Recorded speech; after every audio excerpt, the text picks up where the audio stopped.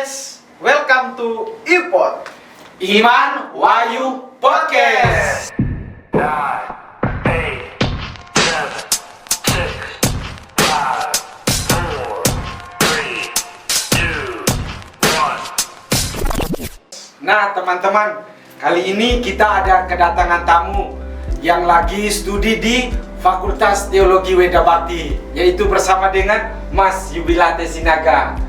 Nah, bagaimana kabarnya Mas? Ya, kabar saya baik, puji Tuhan. Syukurlah Mas. Nah, mungkin akhir-akhir ini lagi sibuk ya Mas? Lumayan, karena sedang ujian akhir semester.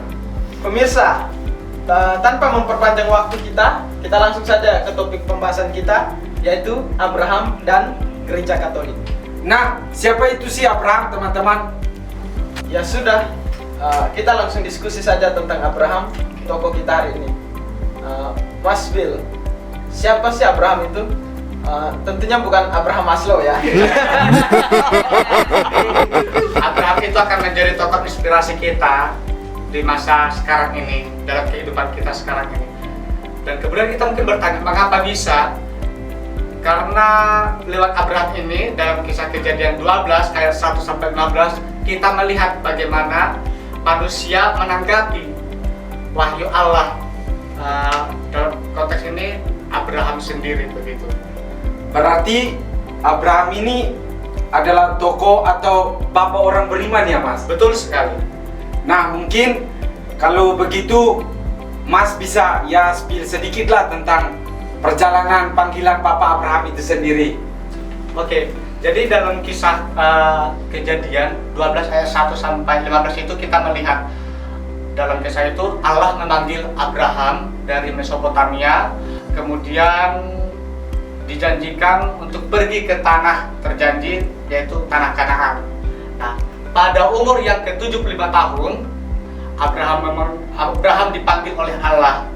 Nah, kemudian Abraham pergi tidak sendirian, ia bersama istrinya Sarai dan Lot. Nah, setelah itu mereka pergi bertiga.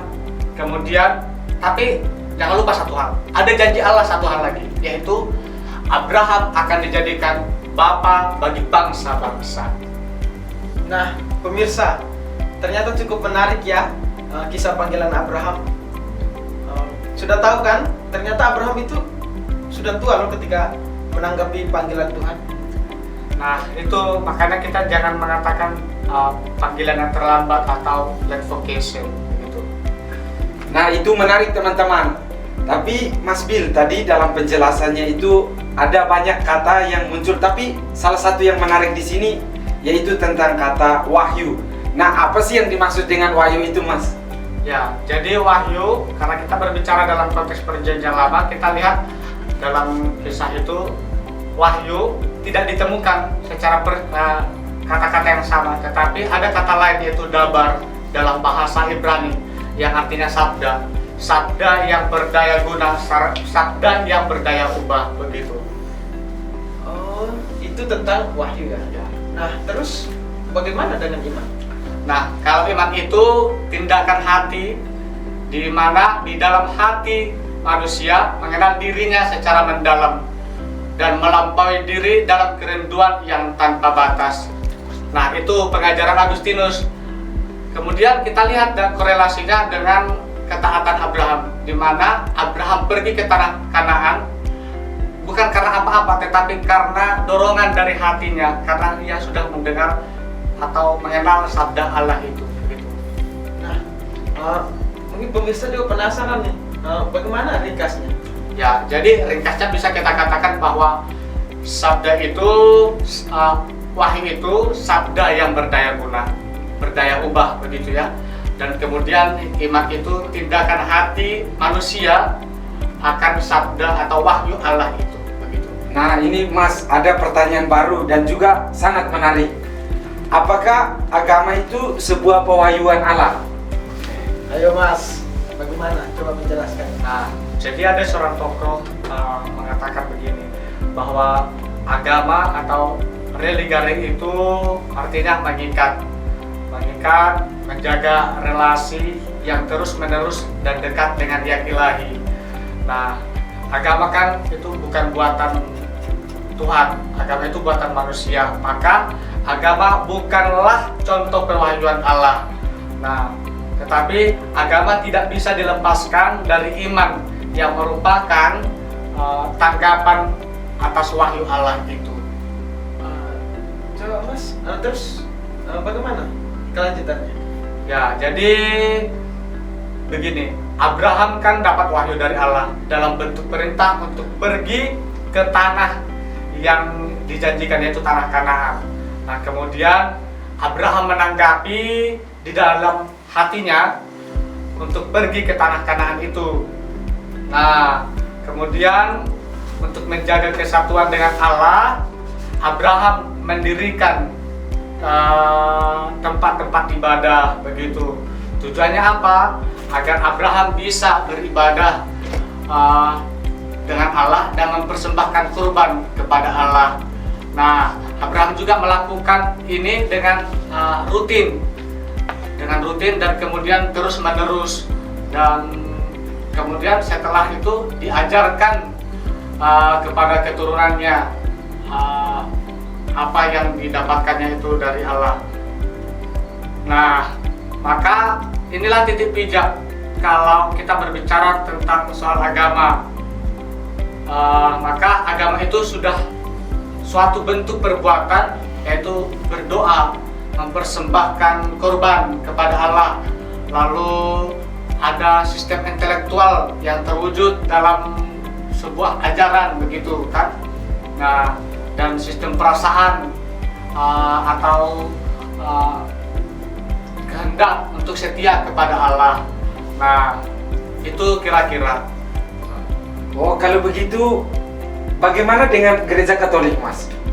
Ya, jadi gereja Katolik itu menjadi medan persatuan umat Allah dengan Allah sendiri begitu.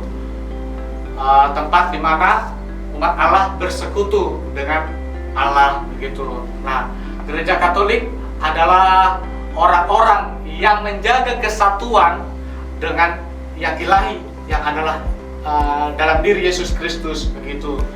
Nah, di dalam gereja ada bentuk perbuatannya seperti misa begitu, dan juga sakramen-sakramen, ada 7 sakramen gitu kan.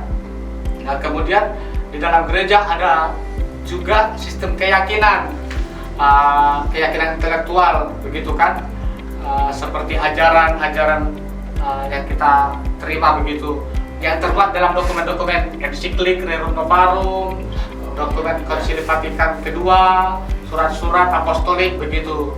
Nah, dan di dalam gereja juga ada sistem perasaan, yaitu kerenduan akan Tuhan dalam bentuk Ekaristi begitu. Jadi intinya gereja Katolik adalah agama dalam arti sejati sebagai tempat kita berelasi antara manusia dengan Allah sendiri begitu. Oh, berarti gini, Mas. Jadi tindakan Abraham dan juga gereja Katolik itu sejalan ya, Mas?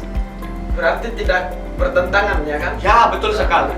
Nah, itu teman-teman, diskusi kita sangat bermanfaat bagi kita semua.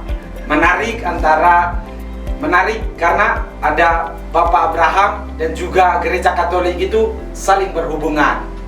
Nah, Abraham kan bapak kita semua. Ya. Kan itu ada lagunya. Penonton? Bapak Abraham mempunyai banyak sekali anak-anak. Aku anaknya dan kau juga. Mari puji Tuhan. Sekian podcast kami. Sampai Terima kasih, sampai jumpa. Yeay!